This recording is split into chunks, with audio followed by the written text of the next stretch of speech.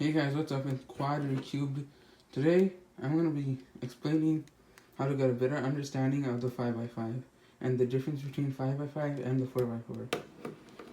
Anyway, let's get into it.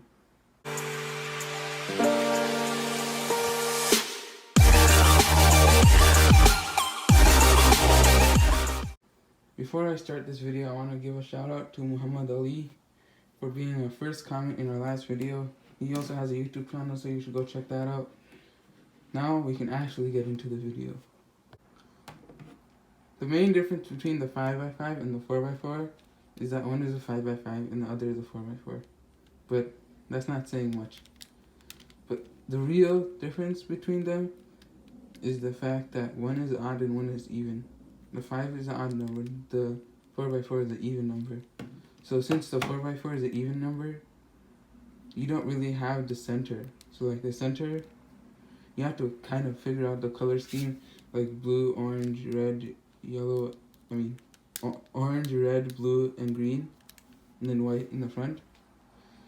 But the 5x5 has a center right here. So that means whatever you do, the colors are always going to be, the centers are always going to be in the correct spots. This doesn't have a center. The center is 4 pieces.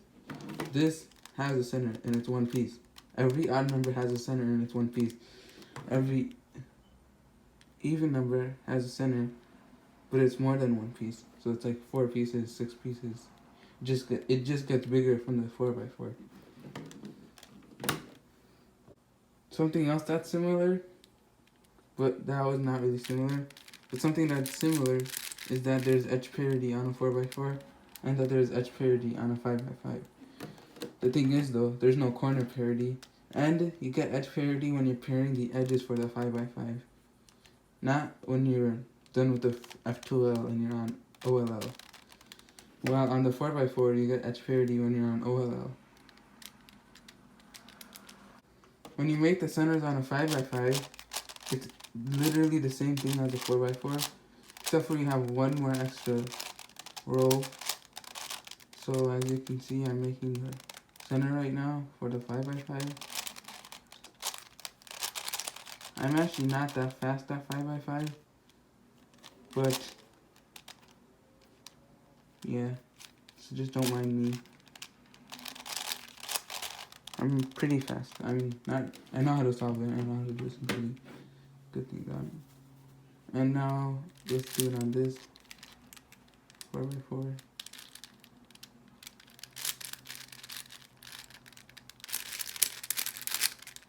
Okay.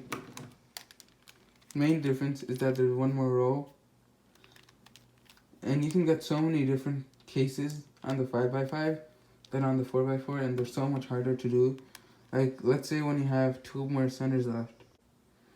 So I was making the 2 centers. The yellow center has 1 more piece left. I lift it up, I place it in, and I put it back up. But then this problem comes up, see? So that's why you have to always spin the top 2 times, spin the top 2 times back, and bring the side back down. So now I have 2 centers left. This is what I've been trying to say, is 2 centers left. So, you might get some really bizarre cases that look like this. 2 pieces here, 2 pieces here. Which you won't normally get on this 4x4. You will get like smaller cases that are easier. Like for example, a case like this, where it's just 2 moves up. Not 2 moves, but like real easy moves where you just can do that. No, whoops, wrong way. You can just do that and it'll get solved. But it's not as easy on a 5x5. On a 5x5, what you have to do is you would have to first find this green. Then you would have to find any green that's on this side, lift it up, spin the top 2 times, bring the side down. And you kind of have to just do that. You have to find the right places to put this in. Like, if I put this up over here, if I spin the top 2 times and bring the side back down, that didn't do anything. So I'll put it up here, spin the top 1 or 2 times.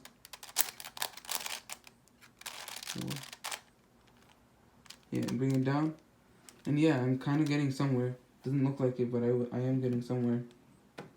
Because see, now if I spin the top 2 times, bring the side up, spin the top back 2 times, I just have 2 pieces left. One here, one here. So what I'll just do is, I'll bring this up to there. Spin the top 1 time, so that this can come into place. Spin the top the other way. No. Spin the top 2 times, bring the side up, spin the top 2 times, and then bring the side back down. Now we are left with just one more piece left for the center. What you'll do is you'll bring this back up there, do the same thing, spin the top 1 time so that this piece can come into place. Spin the top 1 more time so that this can go up here, spin the top 2 times and bring the side back down. And now you should get all the centers made. In the 5x5 tutorial, I forgot to show you guys an easier method of how to make the edges. It's a longer process, but it's easier. So what you do is it's kind of just like on a 4x4. You look for an edge, and you look for its other edge. So let's just say I want to do this edge. I have to look for the other edge for it, which would be right here. Just put it across from it and slice it, bring it up, replace it, right? You're kind of doing the same thing. But you're doing exactly the same thing, except for you're not doing it with 3, you're just doing it with 2. Here, slice it. You have 2, bring it up, bring the piece back, slice back. Now you take this piece again, do it, put put the last piece that belongs over here, across from it, slice it, till that it makes a whole full pair, and just bring it back down for a piece that you don't need. Then once you do all of that, it will look like this, where 4 edges are solved, 8 edges are solved, 1, 2, 3, 4, 5, 6, 7, 8 edges are solved, and you have 4 more left. Once you get to 4 more left, it gets really confusing. So what I'll do is I'll walk you through the steps. You have to bring one up, since there's 4 on both sides that are solved, like 4 over here, 4 over here. You have to bring one of these pieces up for a solved piece. So now you can start from scratch. Scratch meaning make an edge,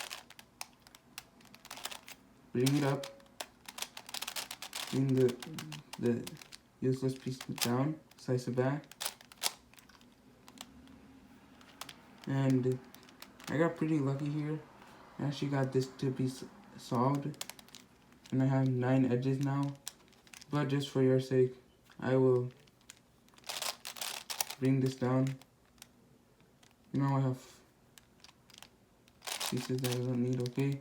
I replaced it for a piece that I don't need, slice it, bring it up, slice it back, and now I have 9 edges. So 3 edges is the hardest part of the 5x5, according to me. It's just the most confusing. So if you have 3, you have to make, it's kind of like 3 edges on the 4x4. You have to put them like this on one side, and then you just have to look for the pieces that are mostly solved. So I found that these 2 are here and 1 is here. I'll put that right behind it, slice it, replace it for this edge parity for some reason, slice it back. And now I have 2 edges left. So I have 2 edges left. I will slice this. Sorry, I flipped it. So now there's 2 here, 2 orange and white, and 1 orange and white here. I'll slice this, bring it up for a piece that's already solved, break that solved piece, and slice it back. And now you can see that there's two good pieces, 1 here and 1 here. So I will just slice this here, slice this here, so that this gets solved. Bring it down for pieces that we don't need and slice it back. And now you can tell that there's 2 more left. What you want to do is you want to do the same thing, except for don't flip it. If you flip it and you slice it, that's going to be solved, and you're going to bring it down to a piece that's already solved, and it's just going to be the same process over again.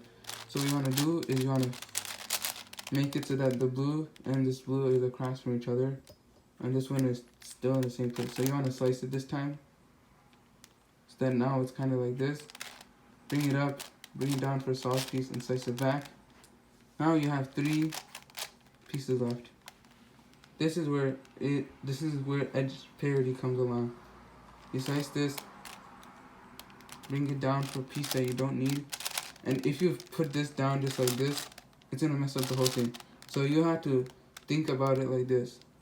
This and this are solved, and this piece needs to get there. So what you need to do is you need to do a flipping algorithm, slice it back, and now you just have edge parity, and from there you can solve it like a 3x3. Yeah, that's really about it for this video. If you liked this video, hit the like button. If you didn't like this video, hit the like button. As always, share, subscribe, turn on notifications. Please help us get to 100 subscribers today. We're 15 subscribers away. Just 15. And yeah, please help us get there. We will do a live video maybe, or like some video on us doing every part of our channel, like some trick shots, some cubing, some gaming, and yeah, that's only if you get us to 100 subscribers. Yeah, anyway, that's all I have for today, and peace out. Let's head to the outro.